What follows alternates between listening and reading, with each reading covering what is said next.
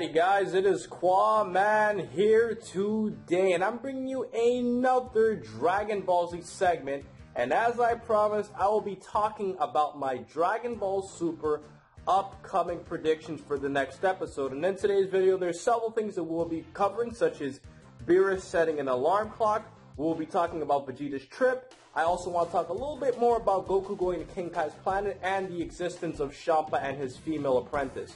So without wasting any more time, let's get straight into this video.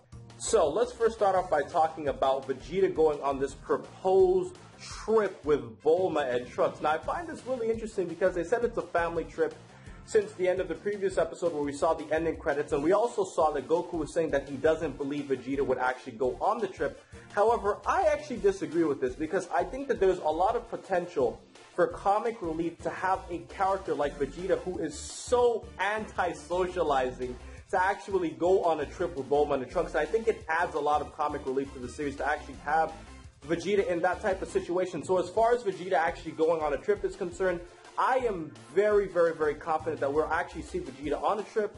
And if you actually look at the previous ending credits, we actually see like an octopus that was like flying on Vegeta's face, which obviously leads me to believe that there actually is a pretty good chance that Vegeta's going to have some sort of interaction with Bulma and Trunks on this trip, and I definitely think he's actually going to go on it. A lot of you in the comment section on my actual review were thinking that there's no way Vegeta would do it, but I actually beg to differ. I think that Vegeta is definitely going to go on this trip, and I'm pretty sure that this is going to be another light-hearted episode where we see more of Vegeta's family side of things, whereas in the first episode we kind of saw a little bit more of the Goku side, and it's a good way to add a little bit, you know, more of the cast back into the mix of Dragon Ball Super. So I really, really anticipate a light-hearted episode in terms of Vegeta going on this trip.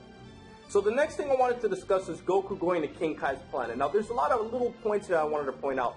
One thing is that in the previous episode, we saw Goku using his instant transmission to go train with King Kai right after he gave Chi-Chi the money, and Chi-Chi basically just asked him, can you promise to visit us from time to time? And I find this kind of interesting because in Battle of Gods, if you guys remember, we actually saw Goku on King Kai's planet. And while Goku was on King Kai's planet, he was training with him right before Beerus and Whis actually showed up to basically, you know, have that little mini scuffle between Goku and Beerus where he powers up into a Super Saiyan 3 and he gets knocked out. And I think that that is a pretty interesting correlation to Battle of Gods because you would think that they're setting up for the direct Battle of Gods parallel. However, this does lead me into my next point where I'll talk about Beerus setting an alarm clock and a little bit of the inconsistencies with that.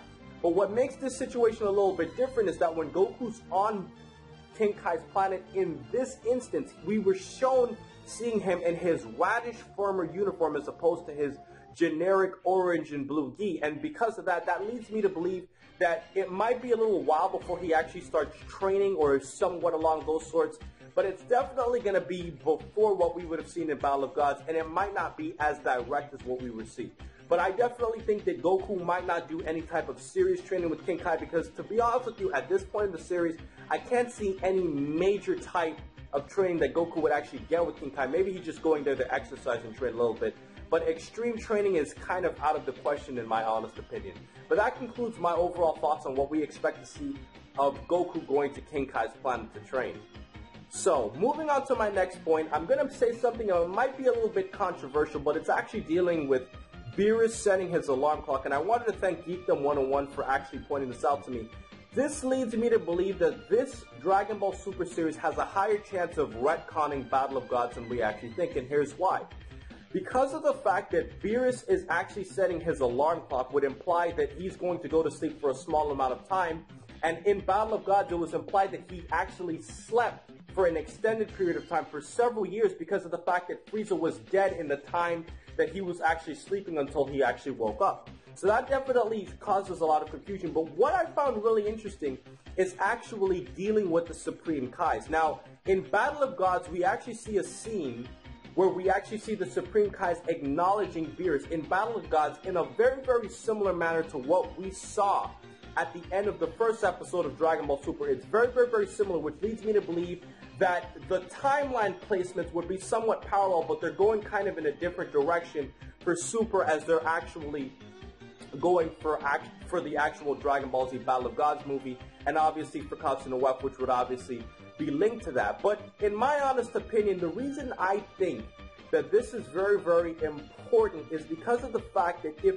Dragon Ball Super is going to put in all of these additional things, it's going to be kind of hard to incorporate all of that in a point of time where Beerus would be sleeping. And if Beerus is sleeping, unless he takes a very short nap, it's very hard for me to believe that he would be sleeping for a point of time that is long enough to go all the way up until the Battle of Gods arc, because we would assume Beerus would sleep for a very, very, very long period of time, which leads me into believing that this is actually going to possibly retcon the Dragon Ball Z Battle of Gods movie. I know you guys might disagree with this, and I wanted to point out really quickly that this is not the first time, guys.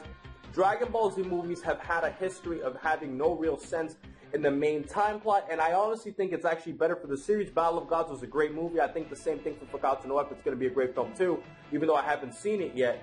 But I also think that for the advancement of Dragon Ball Super, it's better to just accept Battle of Gods as a small movie, or I should say a big movie, that just kind of gave us a little bit of a teaser for Dragon Ball Z, and the main focus would be Dragon Ball Super. So, you know, that's just my honest opinion. I think the inconsistencies add up to suggest that this might be retconning the actual series itself.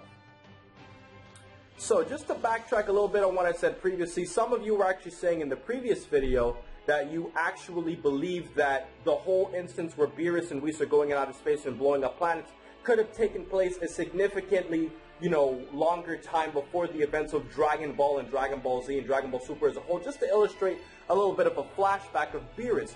But the reason why I don't think that's the case is because of what I said previously, with where we see the Supreme Kai, or should I say Kabito Kai, along with the Elder Kai. They were discussing, you know, that a planet had disappeared, and considering the fact that Kabito Kai was a character that was created during the Majin Buu arc, tells me that this is not going to take place before the events of Dragon Ball Z, and it has to be somewhat relevant to the modern time of Dragon Ball Super. Now, going back to what I was said before, I wanted to also talk about Champa and this female Whis-looking counterpart. A lot of you were saying that you were thinking that, you know, Beerus Champa and his actual female counterpart are actually going to be in this episode, but the reason I don't think so is based on what I was saying before with Vegeta. Considering the fact that I think that this episode is going to focus a lot more on Vegeta and his family, leads me to believe that we might get a few minutes of Beerus where we see him setting the alarm clock and everything along those sorts, but I still think it's just a bit too early to introduce Champa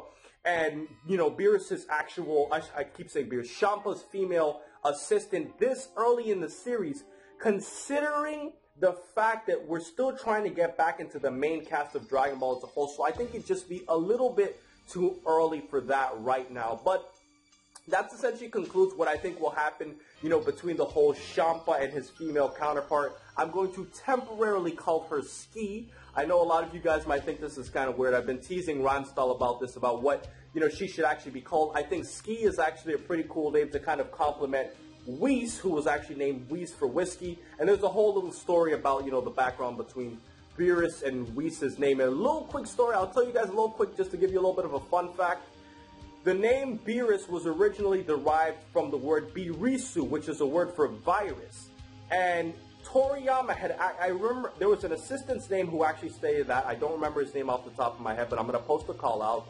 And then actually Toriyama misinterpreted how he was naming Beerus, so then Toriyama assumed that he named him Beerus for beer, so then he actually called Whis whiskey, Whis after whiskey, to complement Beerus. So if Champa's, you know, obviously supposed to be champagne, it might be possible that he might call the female Ski, and Ski kind of sounds somewhat of a feminine name to some degree. So that's a little bit of a little fun fact and backstory for you guys who actually want to know the origins of the whole Beerus and Whis names. It's obvious that they're going with alcoholic, you know, preferences for their actual names. But that essentially concludes what I think will happen with Champa and Ski for the upcoming episode. But that's not official, guys. So, guys, that has been my video for today. I hope you guys enjoyed this segment as I discuss a lot of my predictions for the upcoming episode. I'm going to do a little quick predictions video for every single Dragon Ball Super episode. I'm going to cover whatever I think is going to be the main points of the upcoming episode, and I hope to hear your thoughts in the comment section below. If I'm right, if I'm wrong, I'd love to hear what you guys like to say. I know some of you may disagree with what I said about the whole retconning thing. I personally think it's better for the series, and I think we're being set up for that. But I'd love to hear what you guys have to say in the comment section below, and I hope you guys enjoyed. So most importantly, over everything else, Please remember to rate, comment, and subscribe. And remember, as I always say, to have a great day, guys. And please check out Geekdom 101, who helped me with this video. And most importantly, I hope you guys enjoyed the 2 bloopers at the very end. When Goku powers up into a Super Saiyan 3 to fight against Beerus. I thought that was a pretty... excuse me for that. So, guys, that has been my video for today. In my honest opinion, guys, I think that those are the 4 main things that I look forward to in...